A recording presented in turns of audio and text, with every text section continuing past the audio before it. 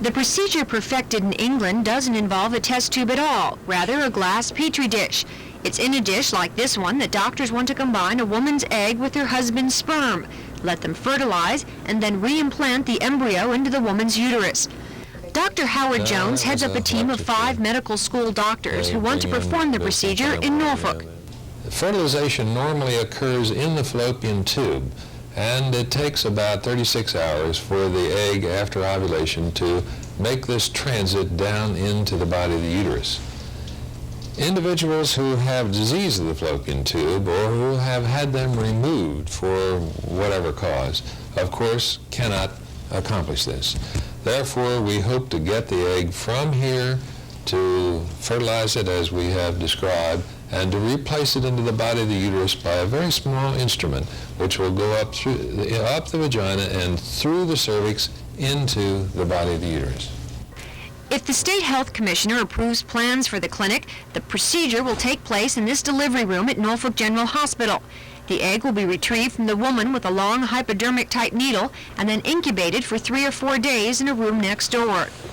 Dr. Jones says that part of the procedure is fairly simple. It's the timing that's tough. It's extremely critical to retrieve the egg as close to the normal ovulatory time as possible. Ovulation being the time when the egg is extruded from the ovary. This has been shown to be necessary by our British colleagues who found that unless this was done with great accuracy, the chances of success were diminished.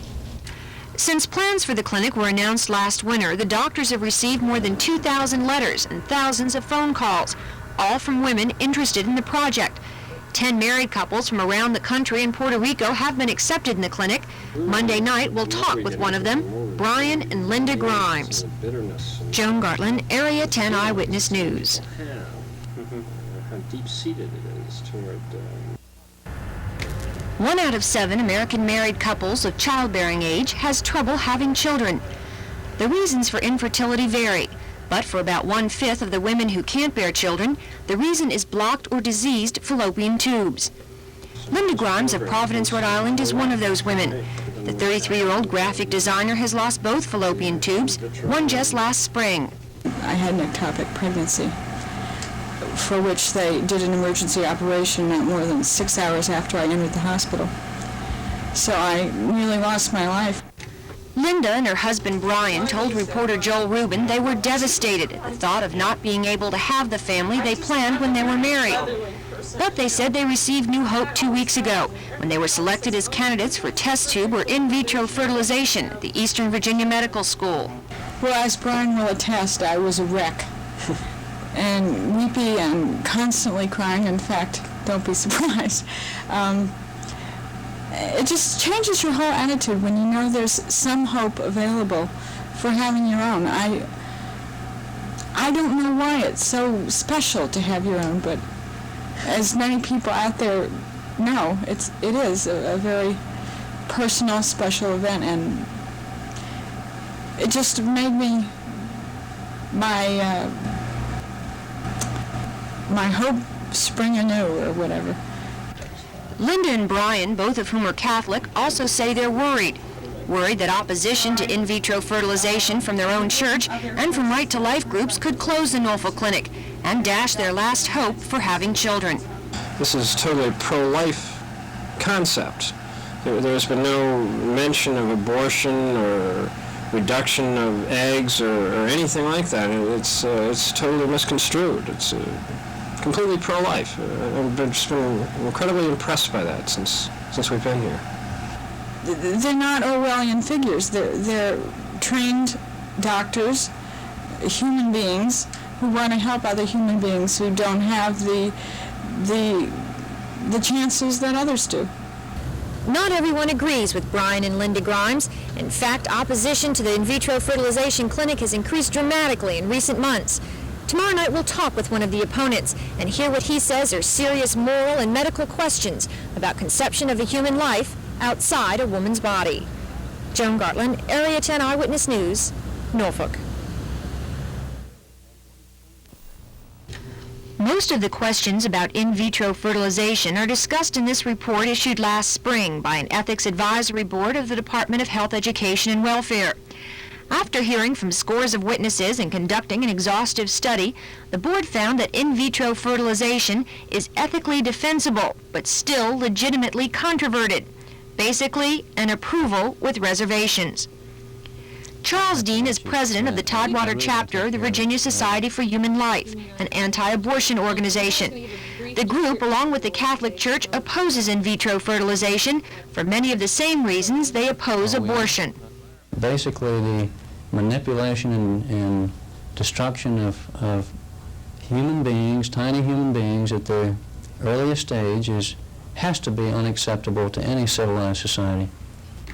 Dean claims that fertilized eggs have and will be destroyed by doctors in the clinic, and that imperfect embryos or fetuses will be aborted. Dr. Howard Jones, who heads up the in vitro clinic, says that doctors plan to reimplant all fertilized eggs, not destroy them, and that the activities of the clinic will be monitored by a medical board. But fertilization, whether natural or in vitro, isn't perfect, he says, and in those cases, abortion will be offered as an alternative. It seems to me that it would be unwise and indeed even malpractice not to offer these women the same opportunity that patients who are normally pregnant have. Dr. Jones says there's no reason to believe the in vitro process will create a higher percentage of abnormal embryos. But Dean disputes this, saying the medical school clinic is experimenting with human beings rather than animals, with a very limited chance of success. The issue of conceiving a human life outside a woman's body won't be decided here. Norfolk General Hospital's application to make renovations for the clinic must still be reviewed before a state health board and the state health commissioner.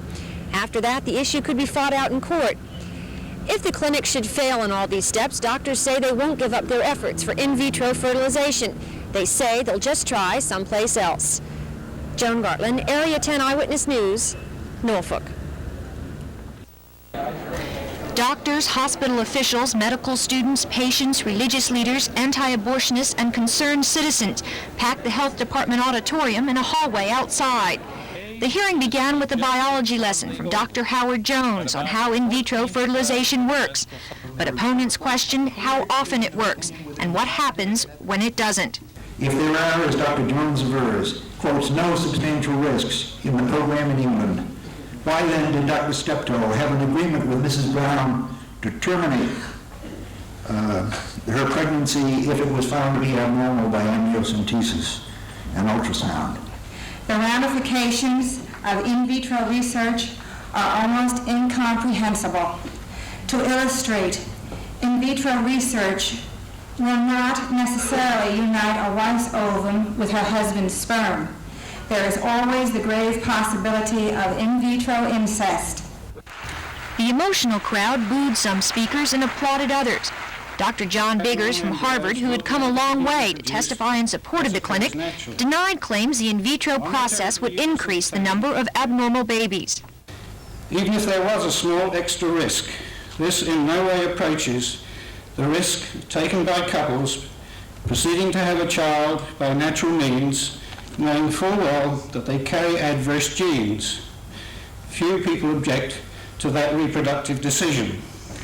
Also supporting the clinic was Kathy Wheaton, a patient in the in vitro program. She spoke of the emotional pain of thinking she couldn't have a child and the hope she now had that she might be able to through the in vitro process. I have no fear that my child will be a freak, nor that I'm tampering with God's work in achieving pregnancy in this manner. I am simply engaging in a procedure that takes the place of a part of my reproductive system that no longer works.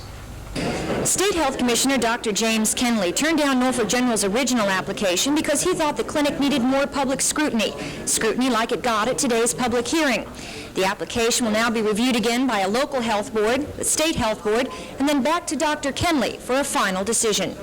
Joan Gartland, Area 10 Eyewitness News, Norfolk.